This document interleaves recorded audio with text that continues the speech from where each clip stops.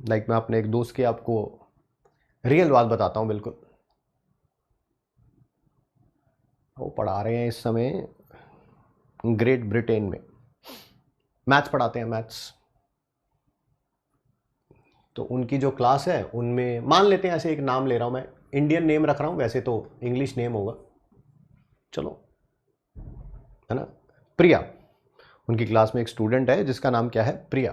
उन्होंने 1 साल पढ़ाया, अगले साल फिर गए, जब भी उनका नया सेशन शुरू हुआ तो अटेंडेंस लेते हैं, जैसे हमारे यहाँ अटेंडेंस लेते हैं ना स्कूल में, वहाँ पर वो भी अटेंडेंस लेते हैं।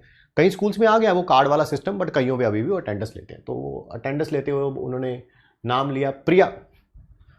तो जो प्रिया लास्ट ईयर प्रिया थी, वो ऑफेंड हो गई इस नाम से। वो कह रहे कि क्या हुआ बेटा, आप रोने लग पड़े, मैंने तो अटेंडेंस ही लिया अभी। कह रहे नहीं सर, मेरा now I identify myself as a boy which is a girl last year and now it is a boy.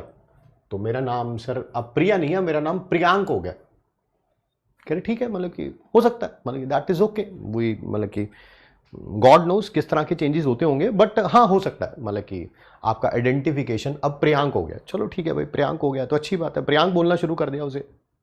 अब कुछ महीने बीतते हैं तो उसने अपना नाम जो है वो क्या किया था, उसने शेक्सपियर का कोई नॉवल था, उसमें कोई करेक्टर था गर्ल के नेम पे, वैसा ही पुराने से उसी टाइम के कॉस्ट्यूम पहनने शुरू कर दिए, वैसा ही गर्ल की तरह बिहेव करना शुरू कर दिया।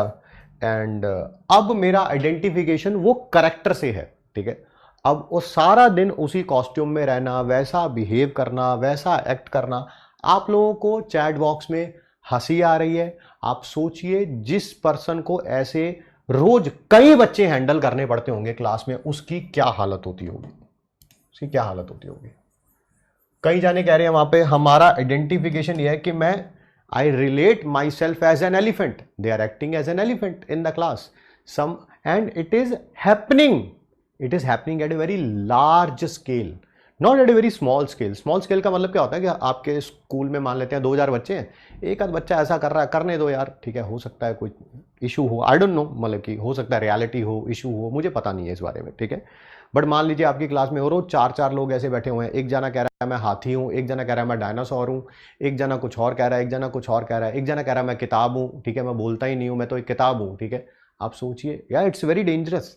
And believe me, save this video, after 10 और 15 ईयर्स इंडिया में ये कल्चर होगा, and it's very very dangerous, very dangerous,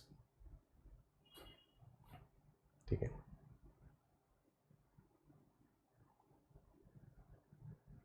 but why sir, अब ये मुझे नहीं पता भाई, ये तो उन्हीं को पता हो जो कर रहे हैं और जो बेचारे उनको हैंडल कर रहे हैं, ठीक है,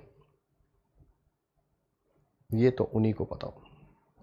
वो जहाँ जिस एरिया में रहते हैं उसकी फ़ोटो वोटो भेजते रहते हैं, दिखने में इतना सुंदर है वो एरिया, इतना सुंदर है जिसका कोई हिसाब नहीं। जब उनसे फ़ोन पे बात करते हैं तो लिटरली वो पूरी फैमिली ही बेसिकली टीचिंग जॉब में है, literally they are on the verge of crying because of handling the kids. बच्चों को हैंडल करना बहुत मुश्किल है वहाँ पे, बहुत मुश्किल है। किसी बच्चे को आप कुछ कह नहीं सकते, अपने को नहीं कह सकते, स्कूल के बच्चों की तो बात ही छोड़ दो, अपने वालों को नहीं कह सकते। 10, 11, 12 साल के बच्चे ऐसी ऐसी बातें करते हैं क्लास के अंदर, आपस में फ्रेंड सर्कल में ऐसी बातें करते हैं जो मैं अपने फ्रेंड्स के साथ भी नहीं करता भाई, शर्म आती है ऐसी कोई बात करने लगते हैं तो, ठीक है। बट वो बच्चे आपस में बात करते हैं, so they are on the decline level. And मैं चाहता हूँ हमारे इंडिया के पास ना, चाहे कोई बुरा माने या अच्छा माने, वो आपका परसेप्शन है, मैं मेरा मानना पता क्या है, इंडियंस की ऑल ओवर द वर्ल्ड सिर्फ एक ही चीज के कारण वैल्यू है। इंडियंस की ऑल ओवर द वर्ल्ड सिर्फ एक ही चीज के कारण वैल्यू है, वो पता क्या है, पढ़ाई। वो क्या है, पढ़ाई। अब वो पढ़ाई को चाहे आप कल्चर से रिलेट कर लो, पढ़ाई को संस्कारों से रिलेट कर लो, पढ़ाई को किसी भी चीज से रिलेट कर लो, it's up to you, it's up to you. On the end of the day वो पढ़ाई पे ही आके जीरो डाउन होगा तो कहां पे होगा, पढ़ाई पे होगा। नहीं तो बताओ हमारी क्या वैल्यू है आज की डेट में। जितने भी बड़ी बड़ी टॉप एमएनसीज हैं, ठीक है, उनके जो सीईओज हैं या उनके जो भी आप कहेंगे बड़े बड़े डायरेक्टर्स हैं, वो कौन है, इंडियन है।